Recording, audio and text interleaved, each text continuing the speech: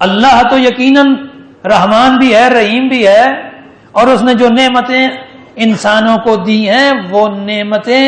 اس کا تفضل ہیں، اس کا فضل ہیں، وہ ہمارا استحقاق نہیں ہے، اس نے اپنے فضل سے دی ہیں۔ تو جب اس نے فضل سے دی ہے تو پھر وہ ان کے بارے میں پوچھے گا۔ ایک صحابی آیا امام جعفر صادق علیہ الصلوۃ والسلام،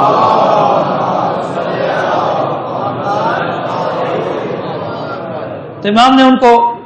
کھانا وغیرہ کھلایا، بیٹھے، تو بعد میں کچھ اور افراد بھی آگے، کسی نے بات کی بھئی یہ جو ہم نے اتنی نعمتیں کھائی ہیں ان نعمتوں کے بارے میں سوال ہوگا۔ تو امام نے فرمایا ذرا سوچو تو صحیح،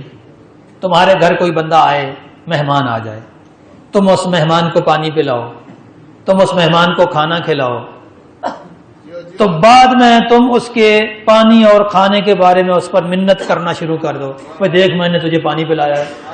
دیکھ میں نے تجھے کھانا کھلایا ہے، تو لوگ تجھے کیا کہیں گے؟ تجھے اچھا لوگ کہیں گے یا برا کہیں گے؟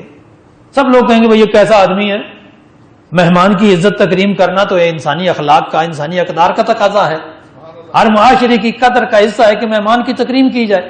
تو پھر یہ کیوں اپنے مہمان کے اوپر طنز کر رہا ہے،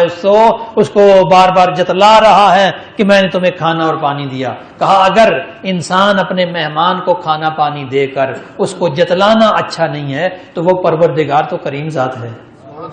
ایسا کریم ہے کہ اس سے بڑھ کر کوئی کریم نہیں ہے، تو پھر کیسے ممکن ہے کہ وہ بروز قیامت انسانوں کو جتلاتا رہے گا؟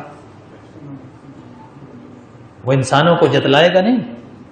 تو پھر انہوں نے کہا کہ پھر بتائیے تو صحیح ہمیں یہ نعمتیں کون سی ہیں جن کے بارے میں سوال کیا جائے گا ہم سے، کیونکہ آیت قرآنی ہے، واضح ہے، ثم لتسألن یومئذ عن النعیم، اس دن تم سے نعمتوں کے بارے میں سوال ہو جائے گا۔ سلام علیکم۔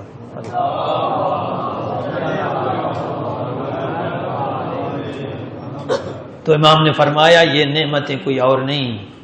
یہ نعمت پروردگار کی توحید کی معرفت ہے،